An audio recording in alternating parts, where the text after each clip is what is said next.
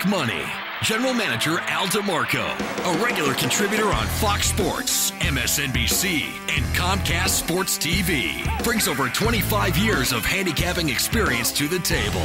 CEO Steve Budin, the author of Bets, Drugs, and Rock and Roll, is the man responsible for creating the online betting industry. Together, they lead PickNation.com, your #1 source for winners. Week 5 of the NFL season kicking off in just a couple of hours. And what do we know through the first 4 weeks of the pro football campaign? It ain't easy to make money, guys, and that's why you need us. You are watching the Pick Nation Report, the nation's only televised pregame show where we break down every pro football game on your Sunday card from a point spread perspective. My name is Al DeMarco, along with Steve Budin. I've been a professional handicapper for over 25 years. Originally was a sports reporter. I used my experience I gained from covering teams, players, being on the field, in locker rooms, looking at personnel matchups to find you winners. And winners I've been providing. 8 of the last 9 years I've won in football and off to a hell of a start already this season. Steve, though, of course, taking it from a different perspective, this is the guy who literally created what you now know as the offshore sports gambling industry. Right, so you're a classic handicapper using your opinion to win, and I use the opinions of my sources. I mean, so far, we're 9-4 this year, but I got backdoored so hard by Cam Newton, man. I felt like I was doing a love scene for the HBO show Oz. I mean, I can barely sit on my chair here, but that's okay. We're coming back this week, and we're going to get him, Al. Hey, listen, guys, you do this long enough, and you are going to have some brutal beats. I mean, there is no such thing in this business as a good loser. There are winners and there are losers. Any handicapper, any gambler who tells you, oh, I had the right side, but I just lost, it's a loser. Please, there's no way to sugarcoat it. But last week, that was absolutely brutal, and we call it backdoors. And sometimes you happen. You know, the Chicago Bears had the big 24-10 lead against Carolina early last week. Then it was a nip-and-tuck game in the fourth quarter. Finally, they take the lead. They've got the point spread cover right there. Carolina drives down because what do we call prevent defenses? We call that the key to the backdoor cover. Right. They come right down, and Cam Newton with the touchdown pass, 4 seconds to play, Carolina comes back and covers. Well, I'm in this business a long time. One of the worst beats of my entire career. It didn't actually rise to the level of a TV kicking situation, but with as cheap as plasmas are these days, that TV ain't going to last this season. I'm telling you that right now. And, you know, it's an amazing thing with Carolina, too, because, you know, a couple weeks ago, Cam Newton, it was against Green Bay. They scored with 37 seconds left to get a backdoor cover. And then you recall in week number 1, when Arizona was a 7-point favorite at home against Carolina, a game that the Panthers led early, there was Carolina knocking on the door on the 2-yard line, goal to go, couldn't get into the end zone. So 3 of their 4 games have been right there.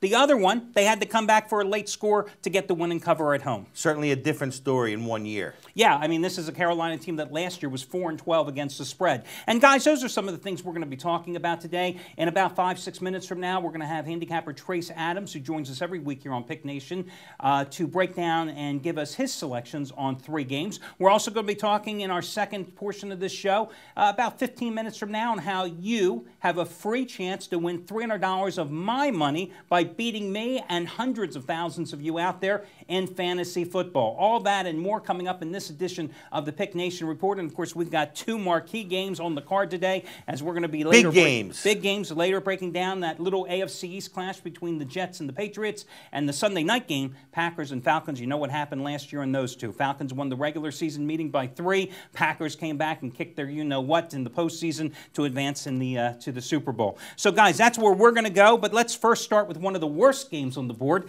Indianapolis taking on Kansas City. I happened to be in Tampa last weekend. On Monday night, I happened to watch the Colts-Buccaneers game. That's 3 hours of my life I'm never going to get back again. That's for sure. I mean, Colts take the 10-0 lead. Naturally, they lose 24-17. They do cover as the 10.5-point dog. Gave Curtis Painter his first pro start. We now know why it took him so many years to get his first pro start. 13 for 30, 281 yards, the most deceptive 281 yards you ever see, because he had 2 long touchdown passes where he threw the ball 15 yards and the guys ran the rest of the way. Difficult spot for the Colts because you're coming off a short week, returning back home, taking on a Kansas City team that isn't good, but you know, 2 weeks ago, they played tough and covered at San Diego in a 3-point loss, and then last week earned their first win of the season, 22-17 over Minnesota. Yeah, I think Minnesota's a dead horse. I mean, I think they beat a dead team. I look at Indianapolis, and they lost their last 2 games, but they had very tough showings. And they were in a spot, Indiana, in the beginning of the year, Indianapolis, where, you know, everyone was saying so much how Peyton Manning was affecting them. The team had lost all control. Without Peyton Manning, they had no identity. I think they've bounced back from that. I think the defense has shown up the last 2 weeks, and Painter playing good at the end of the Steeler game and then playing good last week. You know, I think that's a spark for them, and I like Indianapolis in this spot. I think they're coming home. They deserve a win. I think they'll get it, and they'll get the cover. Okay, I'll go with that. I have no opinion on the game. I mean, I guess I could take Indianapolis in this game. I know one thing. They gave a Tampa Bay offense, which really isn't that good, 466 yards in that game. But Kansas City doesn't really have much going for it offensively. So I'll side with you on the Colts in that one. Minnesota, a 2.5 to 3 point choice at home against Arizona. Of course, the Vikings 0-4. We just mentioned they lost at Kansas City last week. They are 1-4-1 against the spread. Their last 6 at home. You know, it's kind of funny. This is the former Eagles quarterback bowl, really, when you think about it. They gave up on Donovan McNabb in place of Kevin Kolb. Then they went ahead and traded Kevin Kolb when they felt that Michael Vick was the way to go. This Arizona team lost 13-10 at Seattle. Then blows a 27-17 fourth-quarter lead and loses 31-27 at home to the New York Giants last week as the Giants just went crazy on them in the fourth quarter. You know, this is another dog game. I still believe Minnesota has a little talent. Arizona, I was encouraged with Beanie Wells last week. Monstrous game for him, 27 carries, 138 yards. But I think Arizona has too much offense for the Vikings to deal with here. Well, how bad do you have to be in this league to be a 3-point underdog to Minnesota? I happen to agree with you. I think that Minnesota does have a little talent, only it's not a quarterback. Matter of fact, Donovan McNabb, I've got 2 words for you, buddy. Christian Ponder. So ponder that. I'm going with the Cardinals here, Al. Yeah, I think if you're going to play that game, you have to definitely take Arizona in this one. And listen, guys, these are just 2 of the games that we're going to break down. We're going to break down every single game on the board today. And in just a minute, we're going to be coming back with Trace Adams, who will be joining us. We're going to be talking about a couple of key games on the board. And let's not forget also, favorites so far this season, 7 games under 500. Last week, 8-8 split.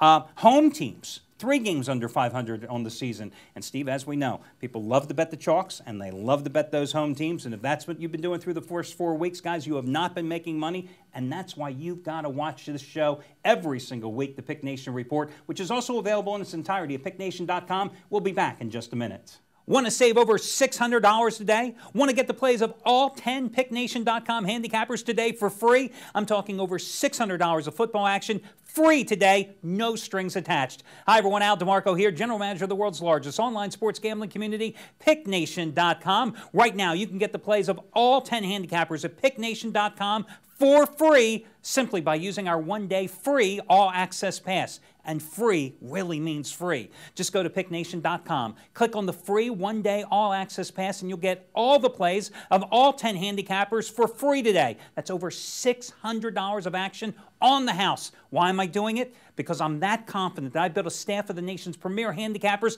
guys that can make you money this season. What better way to prove it than by giving you all their action today for free, no strings attached. What are you waiting for? Check out the free one-day all-access pass right now over on picknation.com.